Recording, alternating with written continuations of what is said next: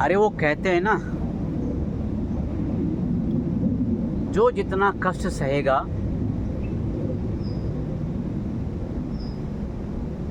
जीवन में उसको उतनी ही बड़ी सफलता मिलेगी।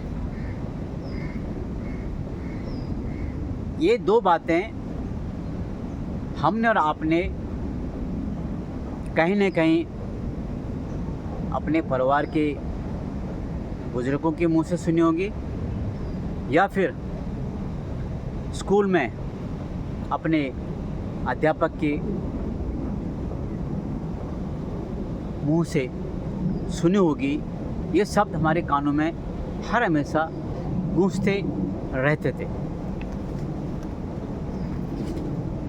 मित्रों, एक बार फिर दूर देश से विश्लेषण में आपका हार्दिक अभिनंदन। गांव के एक व्यक्ति ने एक मंदिर की स्थापना का विचार बनाया। जब विचार बना तो गांव वालों से सलाह मशवरा किया गया। मंदिर की स्थापना के लिए जगह को चुन लिया गया। ये सब कुछ होते हुए भी मूर्ति बनाने के लिए एक मूर्तिकार की आवश्यकता पड़ी।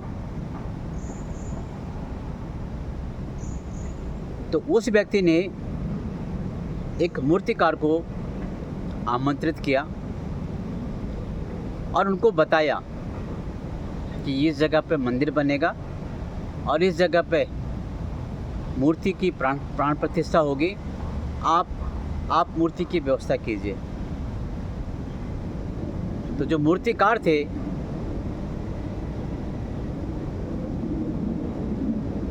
उन्होंने 2-4 पत्थर मंगवाए, क्योंकि मूर्तिकार जो है पत्थर को तराशेगा, उसमें मूर्ति की शक्ल देगा, तभी तो मूर्ति बनेगी। पत्थर लाए गए। कई पत्थरों में से एक पत्थर चुना गया। अब हुआ ये कि मूर्तिकार ने जब अपनी छीनी और हथौड़ी को लेके जब पत्थर पे कारीगरी करनी शुरू करी तो पत्थर के 2 टुकड़े हो गए। पहले क्या था कि एक ही पत्थर था, उसी पर उन्होंने मूर्ति को उखेरना था। लेकिन हुआ क्या, जब उस पर पहली चोट लगी हथौड़ी के छीनी की तो उसके 2 टुकड़े हो गए।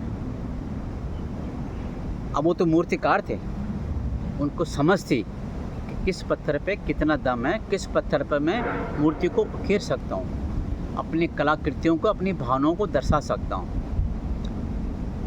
तो उन्होंने उस 2 टुकड़ों में से एक टुकड़े को उन्होंने सिलेक्ट किया।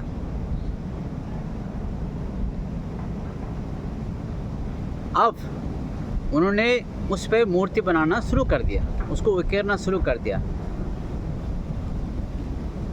लेकिन वो जो पत्थर था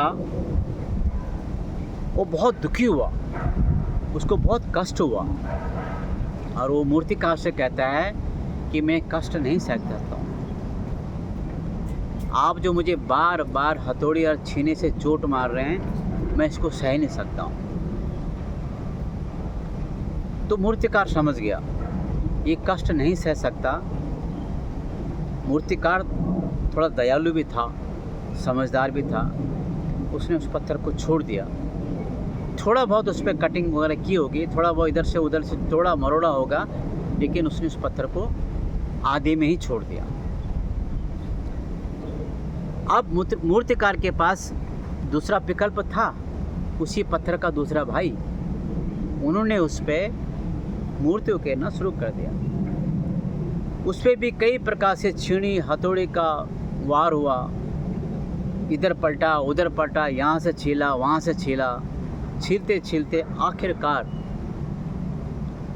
एक बहुत सुंदर सी मूर्ति का रूप सामने आया कई दिनों बाद, लेकिन उस पत्थर ने कोई शिकायत नहीं करी, वो कष्ट को सहता रहा।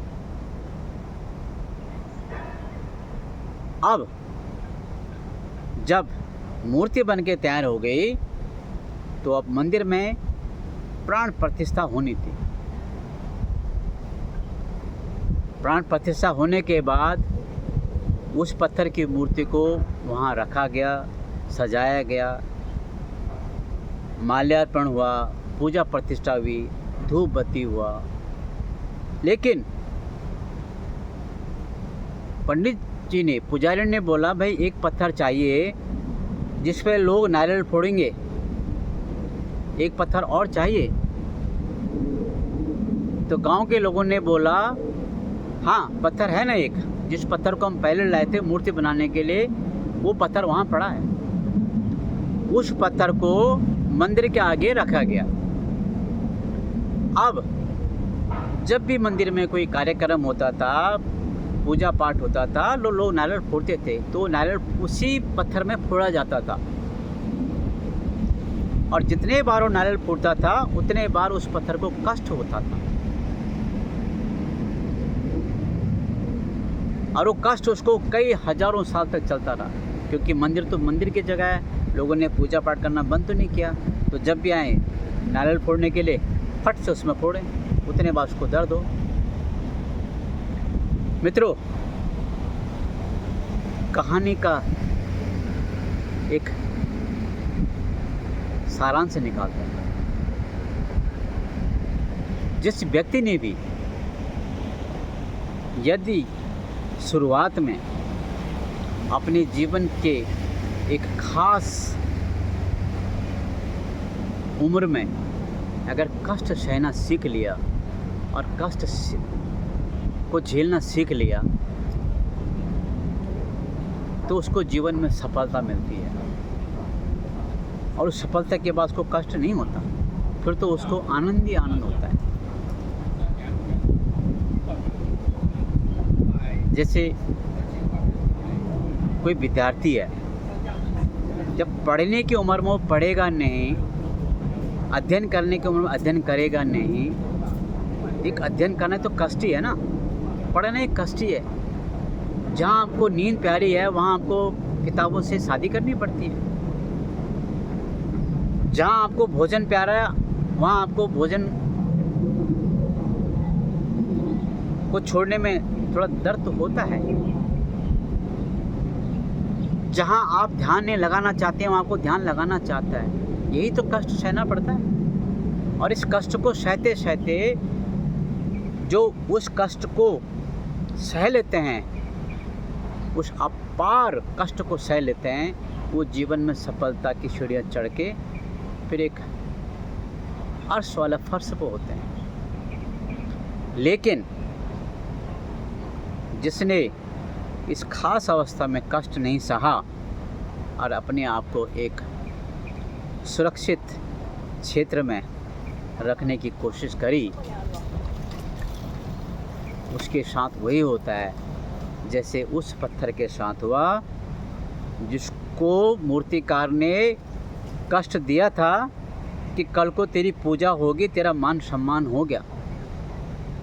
लेकिन उस पत्थर को क्या काम करना पड़ रहा है? नारियल फोड़ने के लिए उसका प्रयोग हो रहा है। कष्ट न सहने वाले को इसी प्रकार का परिणाम भुगतना पड़ता है आने वाले जीवन में, और कष्ट सहने वाले को इसी प्रकार का फल मिलता है उस व्यक्ति को, जैसे उस मूर्ति का मान और सम्मान, नाम और प्रतिष्ठा पूरे जग में हुई, लेकिन उस पत्थर की कोई कीमत नहीं है। वो केवल नारियल फोड़ने के काम आता है। इसी प्रकार से मुझे ऐसा लगता है हमें भी उस मूर्तिकार से, इस कहानी से कुछ न कुछ सीखने को मिलता है। इस कहानी को आप अपने बच्चों के साथ शेयर कीजिए, कहीं न कहीं उनको इस कहानी में से कुछ ज्ञान की बातें मिलेंगी जो उनके जीवन को सार्थक बनाएंगे। और यूँ नहीं कि बच्चों को ही सिखाया जाए, हम और आप भी इस कहानी से कुछ न कुछ सीखने को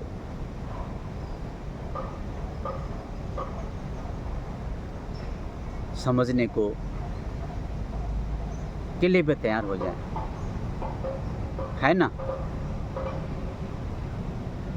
कष्ट तो सहना ही पड़ता है, कष्ट के बाद तो फल मिलता है। हाँ, वो अलग बात है कि जिसके जीवन में कष्ट ही कष्ट लिखा है, जो अपने प्रारब्ध को भोग रहा है, तो उसमें वहाँ पर हम कुछ नहीं कर सकते। लेकिन प्रारब्ध को भी एक हद तक बदला जा सकता है, ये मेरा मानना है, मेरा विश्वास है। कहीं न कहीं तो उसमें कमी की जा सकती है, कटौती की जा सकती है। अगर बहुत ज़्यादा कष्ट होने वाला है जीवन भर, उस कष्ट को कम करने के बहुत सारे उपाय हो सकते हैं। शायद उनमें से एक उपाय काम आ जाए। मित्रों,